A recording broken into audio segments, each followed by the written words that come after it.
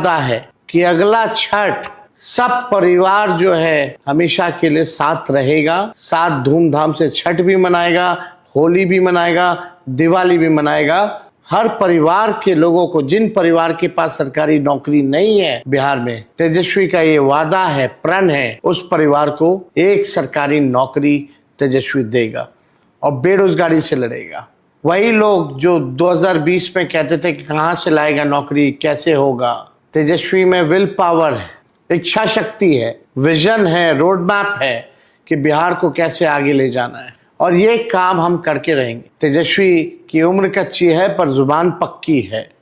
जो कहा वो हमने किया, जो कह रहे हैं वो करेंगे। ये बिहार के लोगों का दर्द अब देखा नहीं जा रहा। बिहार के लोगों का दर्द। एक और प्रतिक्रिया देखते हैं, फिर मैं आप अमित शाह से मिलकर के गड़बड़ करेगा सरकार आने के बाद इतनी कड़ी सजा मिलेगी। पुरानी क्लिप है, कोई मीनिंग नहीं उसका। मुझे लगता है कुछ ताजा क्लिप्स नहीं मिल पाएंगी, शायद अभी आई नहीं। सुनील सर, जो आया है आपने घोषणा पत्र तो देख लिया। मुख्य तौर पे 20 घोषणाएं, कुछ पुरानी जो पहले कर चुके थे वो हैं, बाकी चीजें, और वो नौकरी वाला सबसे बड़ा दांव है, वक्फ की मैंने बात की है। बीजेपी की ओर से जो शुरुआती प्रतिक्रिया आई उसमें बीजेपी जैसा आना चाहिए थी, अपेक्षित वही थी कि बौखलाहट चिड़चिड़ाहट की बात जो अभी अनीस जी ने कही, कोई नया आइडिया नहीं, नवाचार नहीं, सुशासन की बात नहीं, जंगल राज।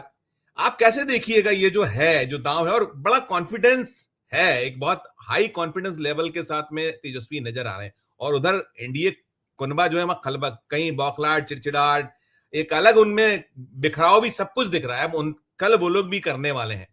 दोनों पर आपकी कि आज जो आया है उस पर, प्लस कल क्या संभावनाएं देखते हैं, क्या होंगे जवाब, शायद जो आपको लगे विश्लेषण के तौर पे। सुनील सर।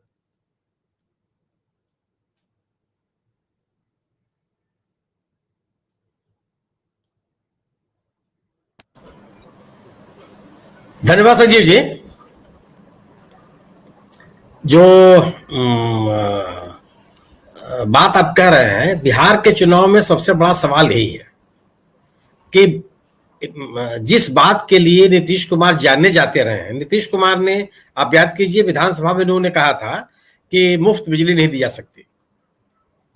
चुनाव जब सिर पे आया तो आपको 125 यूनिट बिजली याद आने लगी। नीतीश कुमार जी कोई भी चीज निःशुल्क देने के लिए या सस्ते दरों पर देने के लिए कभी तैयार नहीं हुए। आप याद कीजिए कितनी घटनाएं हुई हैं बिहार में जब जहरीली शराब के कारण कई लोगों की मृत्यु हो गई। उनको जब आर्थिक सहायता देने की बात आई तो नीतीश कुमार जी ने कहा कि जो पिएगा वो मरेगा।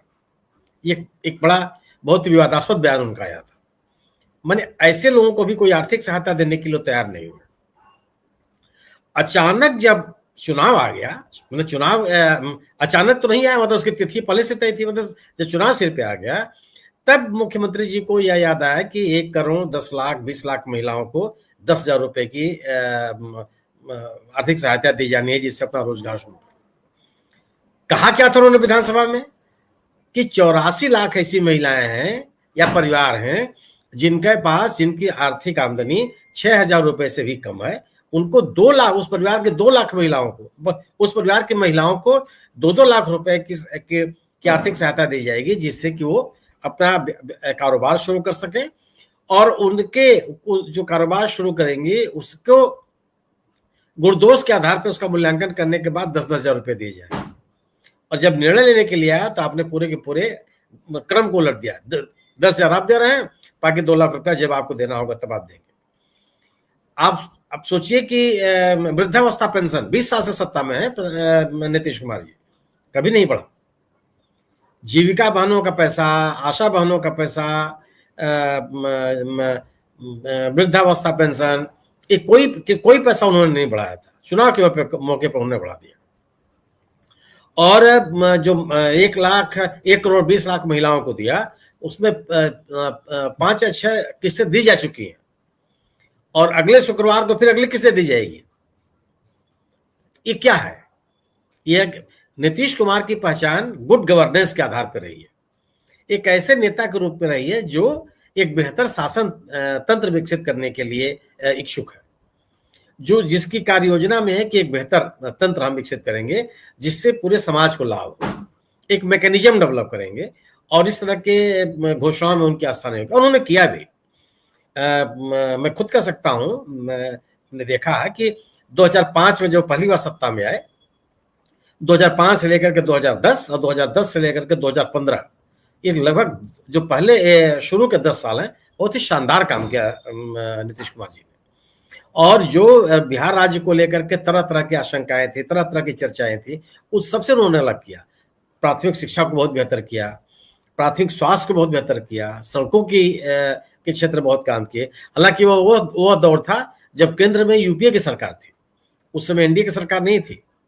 तब जो राष्ट्रीय राजमार्ग बने उसमें यूपीए सरकार का ही बहुत बड़ा योगदान रहा। लेकिन हुआ वो चीजें लागू हुई, क्योंकि उसके पहले भी अगर आप कहिएगा तो आप कह सकते हैं कि जब लालू यादव की भी सरकार थी 1995 से लेकर के 2005 तक, उस दौर में भी एक कालखंड को छोड़ दीजिए, अटल बिहारी वाजपेयी की सरकार थी, वहां यूपी मतलब कांग्रेस उस सत्ता में रही थी।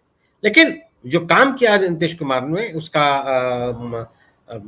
आप खारिज नहीं कर सकते। लेकिन 2015 से 20 और 20 से 25 और जो काम उन्होंने 2010 तक किया था उसका विस्तार नहीं हुआ।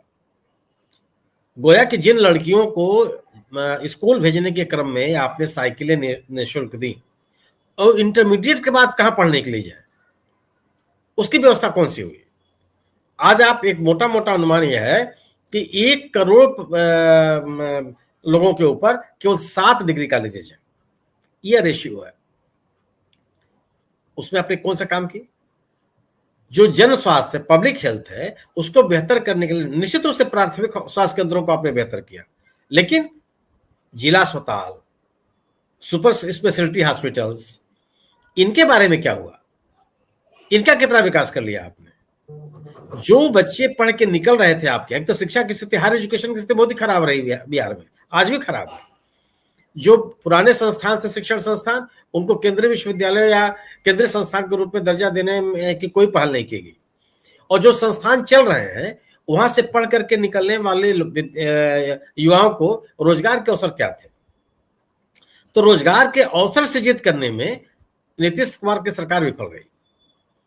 राज्य का औद्योगिक विकास करने में सरकार विफल गई।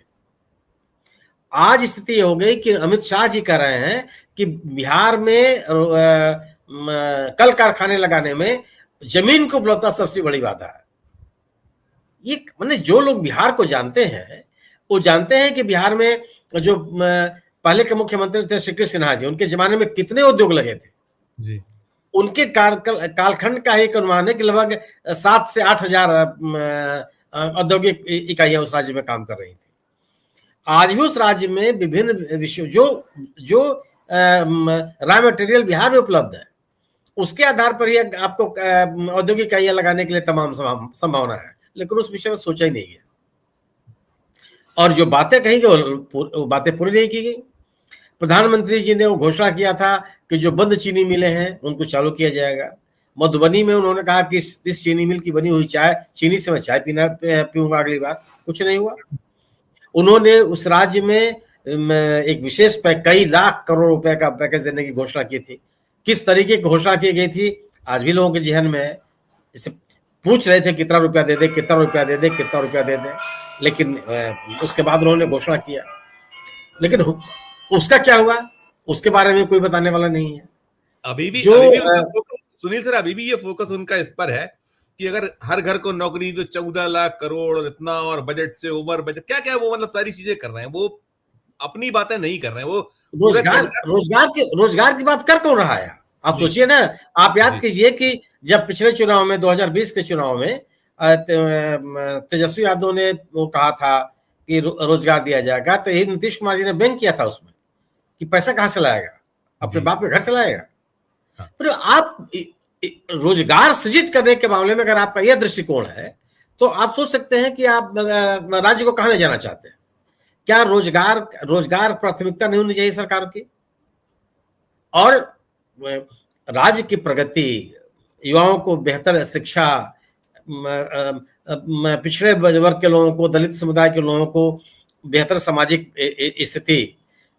नीतीश कुमार जी ने महादलित और अति पिछड़ा शब्द का गठन किया था, विभिन्न सामाजिक समूहों की पहचान की थी और उनको अलग तरह से तरजीह देने का निर्णय लिया था।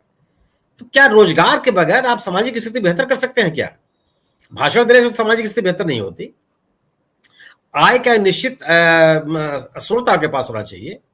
तो पिछले 10 वर्षों में जो नीतीश कुमार जी का कार्यकाल रहा है, उस दौरान मेरा अपना मानना है कि उन्होंने रोजगार के लिए, औद्योगिक विकास के लिए, बेहतर नगरीय जीवन के लिए ऐसा कुछ भी नहीं किया जिस बात के लिए उनका पहले का 10 साल का कार्यकाल याद किया जाता। और आप मैं जब दोनों कार्यकाल मैंने लालू यादव को क्यों लोगों ने सत्ता से बाहर किया? लालू यादव ने सामाजिक सशक्तिकरण और समाज के पिछड़े वर्ग के लोगों को आवाज देने के लिए, उनको एकताबद्ध करने के लिए कमाल का काम किया। लोग उनके पीछे पागल थे। उतना बहुत बड़ा नेता बन करके लालू जी उभरे थे। लेकिन सामाजिक सशक्तिकरण के लिए जो रोजगार की बात होनी चाहिए थी, बेहतर शिक्षा की बात होनी चाहिए थी, बेहतर कानून व्यवस्था की बात होनी चाहिए थी, वो नहीं हुआ। नीतीश को उसके बाद लोगों के मन में आक्रोश पैदा होने लगे। होते होते स्थिति आ गई कि 20 साल से लालू जी की पार्टी सत्ता में नहीं है और नीतीश कुमार को लोगों ने स्वीकार किया। नीतीश कुमार जी जिस गवर्नेंस के मुद्दे पर बिहार में सर्वाधिक लोकप्रिय रहे, वही मुद्दा आज उनके लिए नेगेटिव हो गया। क्यों? कि जिन चीजों का आप विरोध करते रहे, आपने भ्रष्टाचार का विरोध किया। नीतीश कुमार जी की बात है कि ट्रिपल सी के साथ वो कोई समझौता नहीं कर सकते। वो ट्रिपल सी क्या था? करप्शन, कम्युनलिज्म और क्राइम। आज तीनों के आरोप नीतीश कुमार जी पे लग रहे हैं और उन्होंने कोई प्रतिक्रिया नहीं दी। ये एक माहौल बना है। और जो इससे अलग जो महागठबंधन ने वायदे किए हैं, निश्चित रूप से आपको आकर्षित करेंगे। एक सरकार ये कह रही हो, एक गठबंधन ये कह रहा हो कि आप रील बना करके पैसा कमाइए, जी, और एक गठबंधन ये कह रहा हो कि हम उस प्रत्येक परिवार के एक सदस्य को सरकारी नौकरी देंगे जिनके घर में अभी तक सरकारी नौकरी नहीं है। कौन अपील करेगा? जो जीविका बहनों को कह रहा है कि सरकारी नौकरी का दर्जा देंगे और 30,000 रुपए महीने देंगे, कौन सा बात अपील करेगी? रील बना करके पैसा कमाने वाली बात अपील करेगी या रोजगार देने का वादा अपील करेगा? जी सुनिए, ये मैं आप यही कहिएगा कि जनता सब कुछ समझती है। मतलब मुझे ऐसा लगता है कि आ सकता है आपकी ओर से निश्चित तौर पर बहुत सजग है और बिहार तो बहुत ही ज्यादा सजग है। मैं नोट अंतिम अंकुर जी पे इसी पे खत्म करूंगा। लेकिन ये चीजें कहां जाए? विपक्ष इसके पास जाए? अब मतलब कोई चारा बचा नहीं है। सुप्रीम कोर्ट के पास, कोर्ट के पास, ये क्या हर चीज में वहीं जाना पड़ेगा और वहां से भी बहुत देर तक है। इतनी लंबी सूचियां रहती हैं। SIR ही देखिए ना कि आपने सेकंड फेज लागू कर दिया, बिहार के सवालों के जवाब आज तक मिला नहीं फर्स्ट फेज का। नोट आपका सर। सुनील सर। नहीं, एक तो संजीव जी, आज जो पे कमीशन का डिसीजन है ये हो चुका था पहले। इसके टर्म्स कंडीशंस आज सरकार ने घोषणा की। रुक जाते, अगर 10 दिन रुक जाते तो कोई हर्ष था क्या? अब एक राज्य के चुनाव को लेकर के केंद्र सरकार के इस तरह की चीजें, अगर एक आज घोषणा हुई होती कि इसकी, तो उस पर आपत्ति उठनी चाहिए। क्योंकि चूंकि केंद्र सरकार घोषणा कर चुकी थी कि 8वां पे कमीशन गठित किया जाएगा, उसको लेकर के विलंब हो रहा था, इस पे लोगों की नाराजगी थी। लेकिन ये जरूर है कि यही एक बात उदाहरण नहीं है, ढेर सारे काम ऐसे हैं जो सरकार ने जो आदर्श आचार संहिता है उसको 10,000 करोड़ की सब्सिडी है किसानों को, वो भी एक आज। हाँ, वही आप याद कीजिए कि यही निर्वाचन आयोग है जो निर्वाचन आयोग अतीत में चुनाव घोषणा के पहले जो घोषणा की गई थी उसको लागू कराने से रोक दिया कि नहीं, ये नहीं लागू नहीं होगा, ये चुनाव के ठीक मौके पर से घोषणा की गई। आज स्थिति होती जा रही है कि चुनाव निर्वाचन आयोग के कामकाज को लेकर के ढेर सारे लोगों के मन में संदेह है, ढेर सारे आक्रोश है, ढेर सारी शिकायतें हैं। वो एक मुद्दा तो है ही है कि निर्वाचन आयोग जिस तरह का निर्णय लेता रहा है उसको लेकर के जनता में क्या प्रतिक्रिया।